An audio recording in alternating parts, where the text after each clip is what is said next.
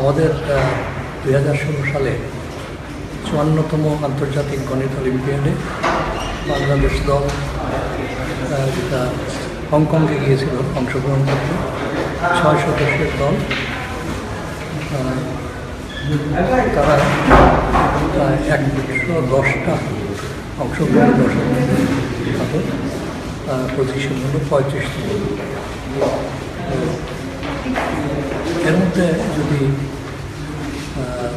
অংশগ্রহণকারীদের ব্যক্তিগত যে পারফরমেন্স দেখি আমরা, ধারাবাহিকভাবে এটার উন্নতি হচ্ছে। আমাদের একজন রৌপ্য পদক, সিলভার মেডেল, একজন পেয়েছে ব্রোঞ্জ মেডেল, 3 জন অনারেবল মেনশন। একটু এগুলো দুর্ভাগ্য আমাদের যে যদি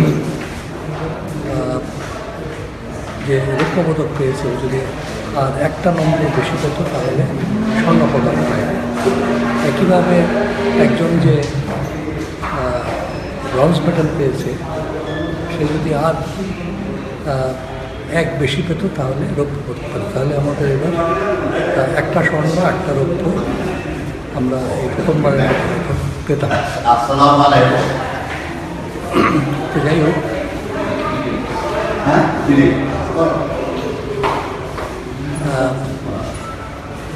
আমরা যদি এটা হলো আমাদের বাংলাদেশের জন্য গত 12 বছর ধরে ধারাবাহিকভাবে অংশগ্রহণ। আমরা 2005 সালে প্রথম বাংলাদেশ দল অংশগ্রহণ করে মেক্সিকোতে। তারপর থেকে প্রত্যেক বছর আমাদের দল অংশগ্রহণ করছে, যেটা এখানে ছোট অগ্রগতি বলবো। প্রত্যেকবারই কিন্তু আমাদের দলের পারফরমেন্স অর্জন কিন্তু স্টেডি প্রোগ্রেস। গতবার আমরা দক্ষিণ এশিয়ার যত দেশ গিয়েছিল তার মধ্যে আমাদের অবস্থান ছিল প্রথম। এবার আমাদের সাথে ভারতের ব্যবধান হলো 1, ওদের পজিশন হলো 34তম আর আমরা 35তম, খুব কাছাকাছি। তো তারপরেও অন্যান্য অনেক দেশ, এর মধ্যে পশ্চিম ইউরোপের দেশ আছে, দক্ষিণ আমেরিকার অনেক দেশ যারা অর্থনৈতিকভাবে অনেক উন্নত, তাদের সাথে তুলনা করলে দেখা যায় বাংলাদেশের অবস্থান অনেক উপরে। আমার তো মনে হয় এই অঞ্চলে আমাদের আশেপাশে যেসব দেশ আছে তার মধ্যে এই থাইল্যান্ড প্রত্যেক বছরই ভালো করে, তারপরে কিন্তু বাংলাদেশের পারফরমেন্স।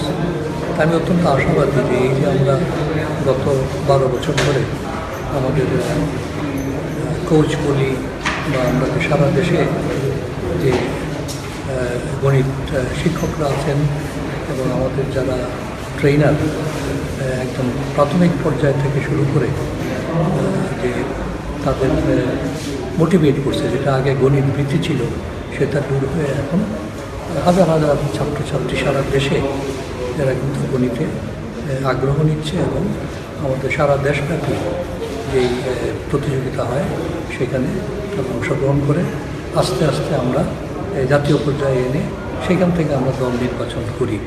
তো আমরা এই যে আমার তো মনে হয় আমরা একটা দীর্ঘমেয়াদী বিনিয়োগ করছি যে তরুণদের একদম মানে বলবো যে কত 10 বছর 12 বছর বয়স থেকেই তারা আস্তে আস্তে প্রতিযোগিতা অংশ নিয়ে আমাদের স্কুলের সিলেবাসে যেই ধরনের প্রবলেম থাকে আন্তর্জাতিক গণিত অলিম্পিয়াডে কিন্তু তার চেয়ে অনেক কঠিন। যারা গণিতের অধ্যাপক বিশ্ববিদ্যালয়ের পর্যায়ে তারা তো মনে করেন যে সব প্রশ্ন করা হয়, সমস্যার সমাধান 6টা সমস্যা দেওয়া হয়। প্রথম 2 দিনে হয় প্রতিযোগিতা, এই 4.5 ঘন্টায় 3টায় প্রথম দিন, পরের দিন আবার 4.5 ঘন্টা আরও 3টায়। এই যে সমস্যাগুলো এইগুলো গণিতে যারা অনার্স নিয়ে পড়েন তাদের অনেকেই এই সমস্যা সমাধান করতে পারবেন না, বাংলাদেশের বিশ্ববিদ্যালয়ে যারা পড়েন। আমাদের মনে রাখতে হবে এরা হলো প্রাক বিশ্ববিদ্যালয়ের শিক্ষার্থী। বিশ্ববিদ্যালয়ে ভর্তি হলে আর অংশগ্রহণ করতে পারে না ছাত্র হলে বা ছাত্রী হলে। সুতরাং আমাদের এই দিক থেকে আমি বলব যে শুধুমাত্র অংশগ্রহণ করি না, যারা অংশগ্রহণ করছে তাদের যারা সহপাঠী আছে তারাও কিন্তু আস্তে আস্তে গণিতের দিকে আকৃষ্ট হচ্ছে। তো গণিতে আকৃষ্ট হলে সুবিধা হলো, আমরা জানি যে বিজ্ঞানের ভিত্তি হলো গণিত, এবং আমরা সরকারি নীতিমালাগুলি সবখানে বলি যে আমাদের বাংলাদেশের ভবিষ্যৎ নিহিত আছে যে বিজ্ঞান প্রযুক্তির উন্নয়নে।